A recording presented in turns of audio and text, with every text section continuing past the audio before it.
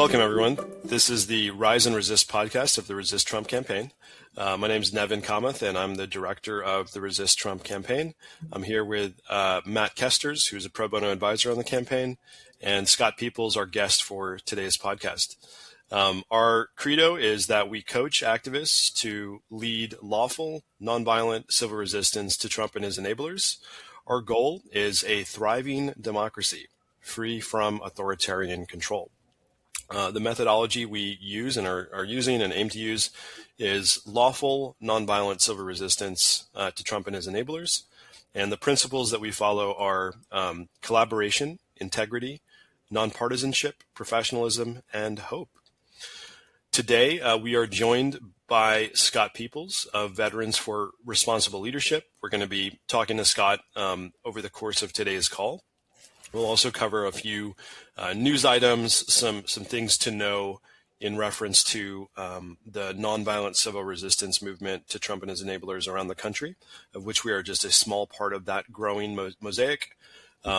We may cover some other topics, and then we'll leave you with a few things to think about as you go forward in your own journey as an activist and an actor in this work and this movement. So let me go ahead and introduce Scott. Scott Peoples comes from an organization called Veterans for Responsible Leadership, where he is the executive director. He was born and raised in San Diego, received his commission as an Army officer through the ROTC program in 2009, and then served as a quartermaster officer in the 82nd Airborne Division until 2014. During these years, his unit was assigned to the Global Response Force mission, and then Scott honorably left the Army with the rank of captain. Scott strongly believes that democracy is not a spectator sport and has been involved with Veterans for Responsible Leadership since 2020 and has had numerous op-eds published and has appeared on various local news outlets across North Carolina advocating for free and fair elections. Scott has also served as an elections worker in Wake County, North Carolina since 2020. Thank you so much for joining us today, Scott. It is really a pleasure to have you here. Hey, thanks, Nev. It's really an honor to be here with you all today. I really appreciate it. Absolutely. Matt, what I think what we can do is we can maybe bounce back and forth in terms of asking the questions. There's no script per se, but maybe I can kick things off by just inviting Scott to tell us a little bit about VFRL, and then we can just kind of take it from there. Awesome. I appreciate that. Yeah, so VFRL was started by a man named Dan Barkoff. He's a former Navy SEAL. He started it after the first Trump election, and it was basically as needed something to do, needed a veteran who he himself was a former conservative like myself, and we can get into that a little later. But he just could not take the immorality of Trump and what he stood for and was doing to the country. So he started this organization in 2017 just as an outlet for veterans to just vent to each other, figure out what our next steps could be. And kind of over the first term, it grew slowly. And then by the 2020 election, evolved into the super PAC that it is today, and where we're an organization kind of twofold, where we are all veteran led. We've got over 5,000 members nationwide that are people that just were looking for something to do to get out there, and they're all angry about what Trump's doing to the country. So we have got kind of the grassroots level that we're fighting for veterans issues like veterans health care or what we believe to be responsible national security issues. And then we also pick a handful of candidates per election cycle, what we like to call pro-democracy veterans that are running for office. It's our goal to get, we believe, as many veterans at the state, local, and federal level to be represented in government to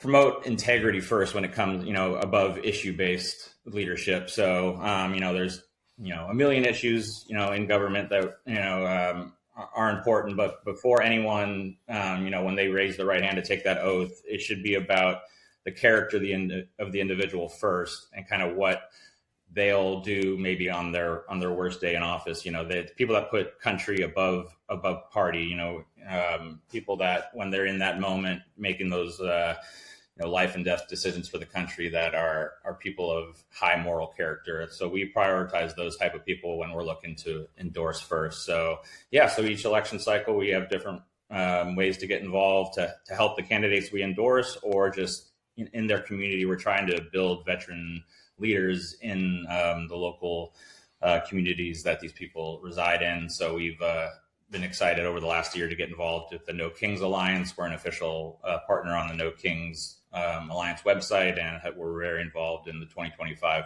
protests and rallies across the country. That's amazing. Yeah, thank you so much for the work that you're doing. I can only imagine that veterans provide a really rich and deep pool of leadership, ability and interest and talent that is particularly well suited to political leadership that it involves governing a very diverse, large group of people. So thank you for that work. Matt, you had a question about nonpartisanship. Do you want to go there now? I would like to actually start just by mentioning that, Scott, you became the chairman of the board for your organization at the beginning of this year, right as the Trump administration was, taking power, and you've watched this entire year unfold and now are the executive director as of this December. So congratulations, first of all. But this is a hell of a time to be in charge of an organization like yours, isn't it? It really is. So in 2024, I was kind of like the North Carolina state leader. We try in each region or states to get people, it's all volunteer based, to get people to step up that want to do more in their local community, and we empower them and give them the resources that we can from the VFRL leadership team. So in 2024, I was the North Carolina state leader. And within that, I actually was involved also with an organization called Republicans for Harris, where, as we talked about, I'm a former Republican, and then election of Donald Trump, now a registered Democrat, but open to voting to all sides of people of character. But I was very involved on the ground trying to get not only veterans, but independent and Republican voters to vote for Kamala Harris, and had the honor of being an introductory speaker for her a couple of times on the ground in North Carolina. So all that to say, our organization gave everything we had in 2024 to try and prevent the reelection of Donald Trump. We saw it as an existential threat to the country. We put every single last dime we had into the candidates we supported, and just trying everything we do to keep them out of the White House. So I'll have to say, we woke up the next morning, like most of the country, feeling extremely deflated and what the hell happened to this country that we signed up to defend? Is this the country I thought, I signed up to defend? What do we even stand for anymore if we could reelect someone like this after January 6th and after everything he's done in that time frame? So we really needed to take a deep breath and be like, we could either just throw in the towel and accept this is what America is, or we can, decide, no, this is, there's a lot of forces in this country that are trying to take us back, like there have been throughout our entire history. So that calls for more people to rise up and be accounted for in this moment. So we as veterans thought we could be a unique voice. As you know, veterans tend to go, even the data proves out in the last election, tend to vote heavier for Republicans. But there are millions of veterans that across the board were super pissed off and devastated by that election. And we realized we needed to be louder. We need to be forefront to kind of kill that myth that, the veteran community is just supportive of Donald Trump and supportive of MAGA. So we really wanted to, get aligned with grassroots movements, and we've just been then really lucky to see what's happened with organizations like yourself and Indivisible and 5051 and all the No Kings Alliance. So we wanted to, be a leading veterans organization in that movement. And I didn't know what 2025 was going to look like, but I feel like we've done more events and gotten more active almost than in any other year, especially with the No Kings protests, the hands off rallies. We've done veterans town halls in communities across the country. So, it was just time to go to work after the election. You could either cry about it or, you could go forward and still believe in the values that you signed up to defend and try to make this country better for ourselves and the next generation. Right on. And now you said you switched parties from Republican to Democrat earlier in the conversation. I did. But I wanted to know, how do you talk to conservatives about the current state of affairs in our country and what needs to be done in order to set things right? No, that's a fantastic question. And it's something that, I came up, I like to call myself a John McCain Republican when I was, proud to be a Republican prior to Trump. Obviously wasn't perfect back then, but I felt like leaders like John McCain that stood for global democracy and just stood for, just before anything, before we debate policies, it's like, all right, we always fought for, and when I talk to conservative Republicans now, it's like we all across the spectrum, far right to far left, should all agree on the notion that we should have free and fair elections. We should all have the opportunity to organize and mobilize and support our candidates and do everything we can to get them elected nonviolently. We should all, believe in everyone has the right to vote and everyone has one voice, one vote, and every vote should be counted in a free and fair election. And then when the results are cast and every vote's been cast and there's a winner declared, then the loser should concede and respect the peaceful transfer of power. And then whoever the losing party is will have their opportunity in the next 2 years in the midterms and then 4 years again in the presidency to get their candidate elected. So if we all agree on that principle, which is what, I grew up, I was born in the mid 80s, grew up in a time when, things that happened in the 50s and 60s were just things in the history books. And, I was like that. I'm happy to be born in this time where I don't have to worry about people's votes not, getting thrown out or people trying to, overturn a free and fair election. So I, from 1986 to 2016, I was just like, America has its flaws, but both parties are, responsible. And, I've never felt like if this person wins an election, whether it's Obama versus McCain or Obama versus Romney or, Bush versus Kerry, there's plenty of issues that are important, but I didn't feel like the soul of the country was at jeopardy if one person wins or one person loses. So I try to talk about just, having that baseline respect for the just foundational institutions of the country, and the right to vote in free and fair elections should supersede everything else. And until we get back to that time, where we can debate different tax policies or healthcare policies, that has to be second on the back burner until we can solve this problem where everyone agrees on the process of electing our leaders. Thank you for that, Scott. And it does seem like we're at a time where some of the basic premises around how we're going to be, working together as residents, as citizens of countries in democracies themselves are being challenged, which is a really interesting time to be living in.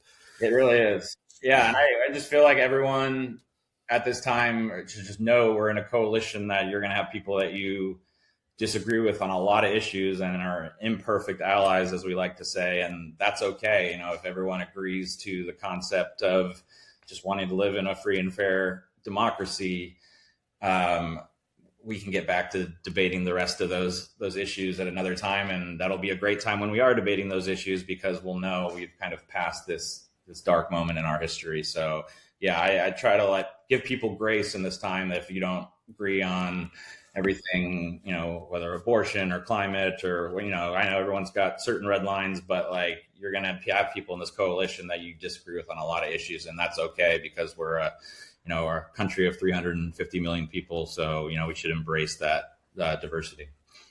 Just to make a small plug, as I have to sometimes, we run a resistance book club on Sunday nights at 5 Central Time every Sunday night. And right now we're reading a book called How to Save a Constitutional Democracy, or How to Save I think that's what it is. It's called by some scholars from University of Chicago or something. And it's a really interesting book because they talk about the advantages of liberal constitutional democracy of the kind that the United States has been, following for 250 years, and how it's a preferable system, but how even the Constitution itself, in our case, our Constitution may not be up to the task of our current trials and tribulations in our democracy, which is really, really, really fascinating perspective. No, it is absolutely.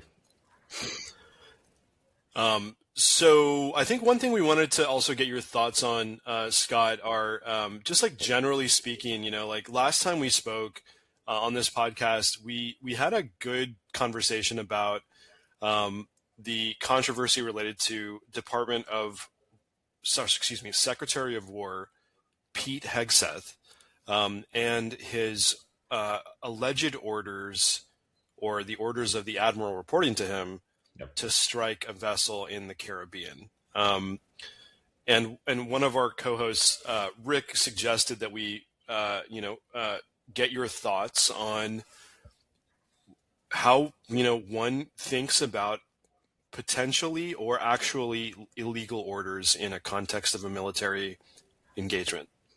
No, it's a fantastic question. And we at Veterans for Responsible Leadership, actually, first, we were able to be a part of this coalition of veterans organizations called Unite for Veterans, where, as recently as we've seen in the news, everything that happened with, Mark Kelly and the other Congress men and women that, made that video, just telling, people to remember their oath and to disobey illegal orders and only follow legal orders. So we were a part of a coalition of veterans organizations that made a video that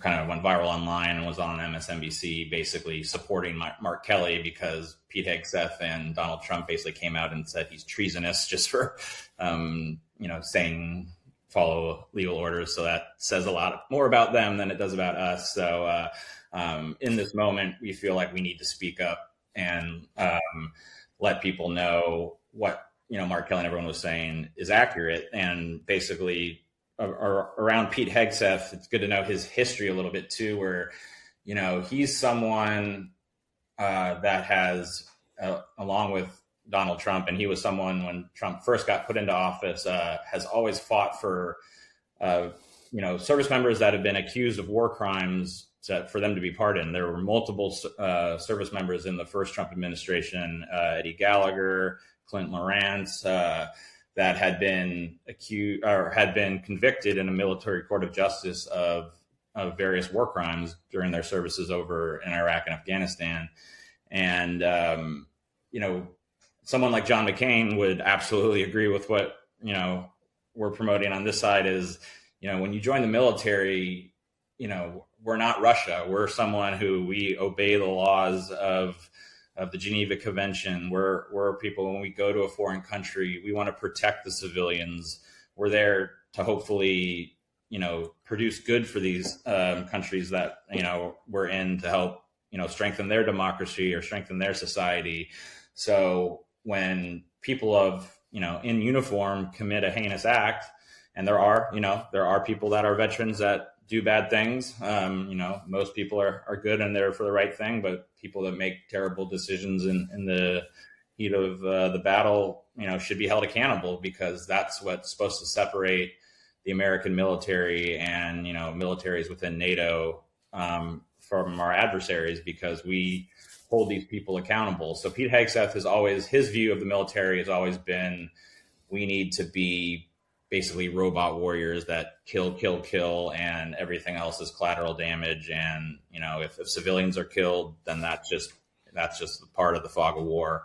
And so he's had that history, and Trump's had some just really horrible pardons. So to bring that to the Venezuela situation, it's really terrible because they're putting, these enlisted people that are having to, in the moment, potentially have to, disobey their higher chain of command, which, sounds maybe easier said than done, but, in a military chain of command, you expect your leaders to be moral people, and the orders that they're giving you, especially when you're on the lower enlisted side, are ethical and moral, and you would think they were not giving you orders that go against the law. So to put these 18, 19-year-olds potentially in situations where they're the ones having to, pull the trigger or whatnot, it is terrible leadership on their part, because we should never be putting our soldiers in that, scenario. So, so there are a lot of good campaigns out there. I know, there's something called notthemission.org, where it going on right now, where a lot of people are just trying to educate, people that are on active duty. There are resources out there. There are legal, organizations out there that provide counsel, that if they, and it's being used. I mean, there are people on active duty that are, reaching out to different legal organizations trying to figure out what is right, what can I do, what will I be in trouble for if I disobey this order.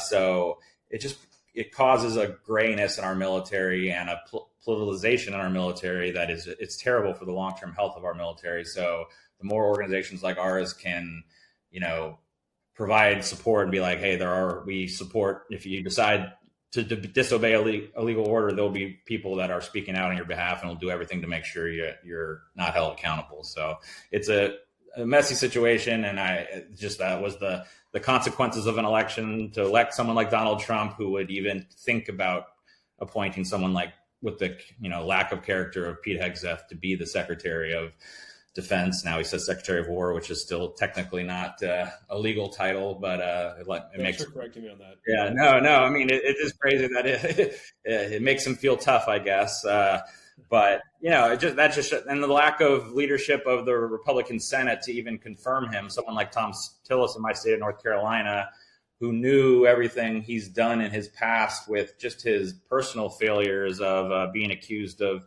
sexual assault and his history of alcohol abuse, and everyone can have redemption, but you shouldn't put someone of that murky character in one of the most powerful positions in the entire world. The Secretary of Defense is one of the most important and powerful positions in the entire world, and to have someone like Pete Hegseth in charge of that is just it's definitely a moral stain on our country that hopefully we can get past with not too much damage. Absolutely. You're a former officer, so what do you think the end goal is? What's the end game with these attacks on Venezuelan boats? What are they trying to accomplish, in your opinion? God, I mean, it's hard to tell, right? I mean, it's really, and it goes against everything. I mean, that was, I guess, one of the things you thought with Donald Trump was he hates foreign interventions, which, you think now all sides can come together on that. But so it's going against a lot of his, more MAGA base that we talked to. They're not even, they're like, what the hell's going on here? This is not what I voted for. So it doesn't even have popular support within his base. But, is it just a distraction? You always kind of think of when a president's popularity is failing, try and create a conflict to take the news cycle in a foreign country. It's kind of a national. So it could just be a distraction from all, terrible domestic policies. Is it Trump thinking he just likes to be a strong man, and he kind of, there are theories of he wants to, let Putin take Europe, let Xi take Asia, and he wants to kind of be the ruler of all of the Americas, North and South America. So is it just intimidating people kind of on our side of the world? Is it about oil, just like, people theories on Iraq? It's probably a little bit all the above. I don't think it's something even Trump is that passionate about. I think he just it seems to be, he doesn't have much control of their government. Marco Rubio is, I know, very involved in that part of the world. And there's theories that he kind of is running the show. And he's obviously Maduro is a terrible leader and a terrible, not good for the people of Venezuela, but we should have learned from our mistakes of the last 25 years of foreign interventions and how that goes. So I can't imagine how, if it keeps going and, they keep saying it's, isolated strikes, but one thing leads to another. And if we get to the point where we've got American boots on the ground, fighting a war in Venezuela for God knows what, we'll just, be right back to where all the mistakes we made in Iraq or Afghanistan. So yes, I hope we can have a broad coalition speaking out against this, saying this is not in our national interest, because it's super confusing on what their end goal is. So hopefully it doesn't go any further than this. And, Congress is supposed to have the power to declare war, and we're seeing this administration basically dictate to Congress what they're going to do and what they're not going to do via Mike Johnson. Yeah. So what I want to ask you next is, what is your organization's agenda for 2026, and what kind of people are you going to try and support to get into Congress and serve as a check on this rogue administration? Yeah. No, thank you for bringing that up. That is the most important, part of 2026, and the goal for everyone should be, taking the House is our most realistic path for the pro-democracy movement, but that doesn't mean that there is a path. If it goes, we could, have the eye on getting 51 Senate seats as well. That should be we should absolutely shoot for taking the House and the Senate, but the House is definitely the most realistic and in play. And with that becomes a check and, the ability to investigate and provide oversight on the Trump administration, which would be huge just for, finding the truth and trying to rein in his most imperialistic impulses. So we at Veterans for Responsible Leadership, within our bandwidth, there's not 100 candidates. We're not like the biggest super PAC there ever was. So we try to be strategic about the kind of candidates where we can make a difference. So I have a couple I wanted to highlight. One that we're really excited about, and it's actually the first non-veteran that we've ever endorsed or supported, but we've kind of broadened our people that we are willing to endorse to service related fields within national security. So saying that it's CIA, FBI, or ambassadorships. So this one particular, it's a woman running in Michigan's 7th Congressional District, Bridget Brink. She, and that's one of the most, there's, due to gerrymandering, there's very, very few actual 50-50 toss-up districts in the country, but this is actually one of them that was a Democratic seat in 2022 and won by Tom Barrett in 2024. But it is an absolutely winnable seat for the pro-democracy movement here in 2026. So Bridget Brink was the ambassador to Ukraine under Joe Biden. She was there on the ground during the invasion, trying to assist Ukraine.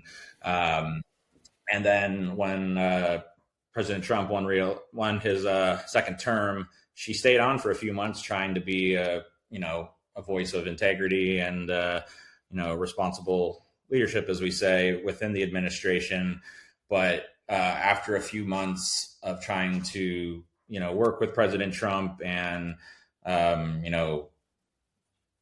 get him to support Ukraine and their fight for their democracy, and to clearly see Russia as the enemy in this, just an aside, the fact that it's even debatable in this conflict of Both Ukraine and Russia might be bad. I mean, one side attacked the other, and if Russia left Ukraine's land today, the war would be over. If Ukraine stopped fighting, then there would be no more Ukraine, as people say. So she decided, I can't get through to him. He's got some relationship with Putin that none of us can fully ever really understand, and I can't be a part of this. I want to take my leadership, my public service somewhere else. So she resigned in protest, which comes with personal risk in this time, which is sad to say. Anyone who speaks out against President Trump in such a public way, it could bring about risk to their public safety and their families. But she decided it was the moral and right thing to do,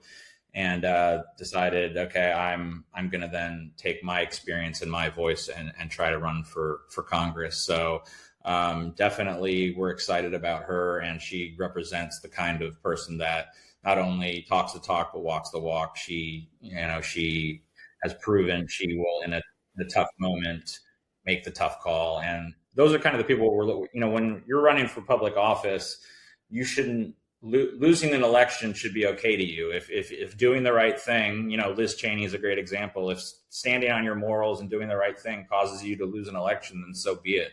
You shouldn't be in office to become a generational politician and just be part of the grift in Washington.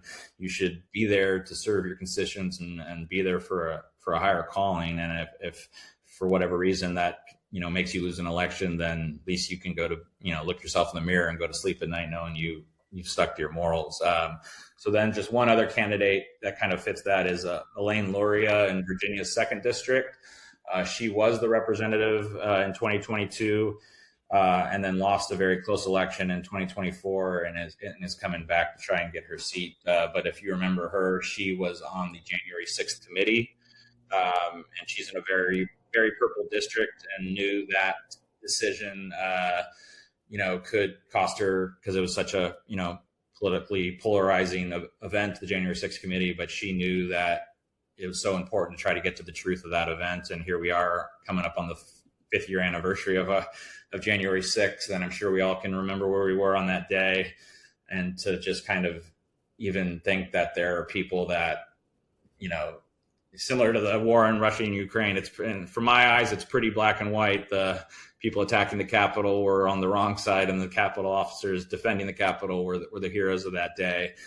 So Elaine Luria was someone that stepped up in that moment to stand up for democracy and what was right. And, we believe she deserves to get back that seat in Virginia's 2nd District. So those are just two candidates that kind of we believe represent what Veterans for Responsible Leadership stands for, and we're going to be doing everything we can to get them elected. Amazing. Yeah, and folks can find the profiles of the candidates that Scott just mentioned on the VFRL website, and links to their individual campaign candidate pages. So thanks for that, Scott. Appreciate that. The last thing I wanted to get your thoughts on related to today's conversation is actually this. So your organization, Veterans for Responsible Leadership, is really looking at what we would refer to as like a leadership development function in an anti-authoritarian kind of tapestry of organizations and campaigns, where you're really trying to bring, or it appears to me anyway, that you're trying to bring principled leaders into positions of responsibility, elected responsibility, and use that as kind of like, I guess, your theory of change on how to like deal with our situation, right? Absolutely. And so our theory of change at the Resist Trump campaign is complementary to that. We definitely believe that people need to engage, like they have to engage in the political process and the democratic machinery, but we're also very concerned that the democratic machinery itself may be getting corrupted and not, at some point, will not be capable, possibly, of reflecting the people's will, right? So what we've been saying is there are still tools available to folks that are lawful and nonviolent, such as protests that people really need to get engaged with, as well as exercising their democratic muscles. And I was really impressed that on your website you promote people exercising their First Amendment rights to organize peaceful protests. And I was kind of curious as to how you all think about responsible leadership in the context of organizing peaceful protests. No, it's a fantastic question. And yeah, just to first to state the, especially just going through the amount of protests we've been through in 2025, the importance of that. First of all, just building community. We get people that reach out or come on our website and I want to get involved. I don't know what to do. I've been doom scrolling all day, and the very first thing, getting out to a protest, even if you're not the one organizing it or speaking it, just attending one is a vital first step, because you can see that there are millions of people that feel the same way you do. In this time of social media, we all feel so disengaged from each other, and so community organizing, sometimes isn't in the forefront as it could be. So people don't even know what's available to them. So, so many people that have, were like, this is the first protest I've been to either in my whole life or in 30 years. And my God, it rejuvenated my spirit. And I really feel like, even though our country is in a dark place right now, there are millions of people that are fighting every day to make it better and get us out of this moment. So just the hope and inspiration that attending a protest can bring to anyone who's feeling lost and maybe in despair is the first reason for going to a protest, I would say. And then the importance of the people that are organizing and speaking at these, of absolutely promoting the nonviolent aspect of it, is absolutely crucial. Kind of going back to what I was saying about, around the war crimes, people in the military, we're there, to do the hard job if we need to, but we're there to promote morality and represent good first. So, we should not sink to, if there is another protest, there is violence, or like what we've seen, multiple assassinations that are happening in this country. There's not like the eye for an eye aspect. Our movement should be, if we're going to get out of this, it has to be nonviolently. It has to be us setting the example of, American democracy at its best is when, like we talked about in the beginning, when people can battle it out on the field of the ballot box, of campaigning, of free and fair elections. And then when that's over, we do it all over again, and people fight for what's right. So, anyone who is attending a protest, promoting it to be nonviolent should be, priority number one, because that sets the example of what our movement's about who we are, and that we're not going to compromise on those values. And so, we've thought, coming from a veteran's perspective, veterans are still one of the more respected communities in this country. Veterans represent the, population as a whole. So, not every veteran may want to be a speaker, but if there are veterans out there that are listening, we always just take a lot of these protests are looking for veterans to be speakers, because when veterans speak up, people listen. So, we just try and, within our organization, we provide, media training for people that want it, as far as public speaking, or how to write an op-ed, or how to go on a podcast or go on the radio. Because it's vital in this time to not be a spectator and to speak up, and just kind of take the plunge. Once it's kind of maybe intimidating to publicly speak out in this time, but this is the generational fight that we're on. We were put on this earth at this time and place for a reason, we believe. So we use your voice as a veteran to speak to what Hegseth is doing, and how wrong it is to have National Guard troops on the street, and how wrong it is for illegal orders to be given to our troops. And the politicization of the military is one thing that is just so disconcerting, and hopefully we can stem the tide of right away. I mean, if people, when Trump gives a speech in front of uniformed troops bashing Democratic politicians, that's awful. The military is supposed to be apolitical, so we need to be speaking out about that. It'd be like, we need to get to the no one should know a service member's politics. At that they should. They're there to defend the entire country. But as a veteran, you're free to speak out. You're free to voice your politics, and you kind of have to be the voice for the active duty service members that it's harder for them to speak out when they're in uniform. So yes, please, as there's more protests coming up in 2026, once, we'll be promoting those on our website and everything as they come up. And we're going to try and get as many veterans to be community organizers and public speakers at as many protests across the country as we can in 2026. Fantastic. Love it. Love it. Well, Matt, I think I'm going to take things home if you're okay with that, with the rest of our call. So thank you so much, Scott, for joining us for this conversation. It has been really, really great just learning from you and talking to you today.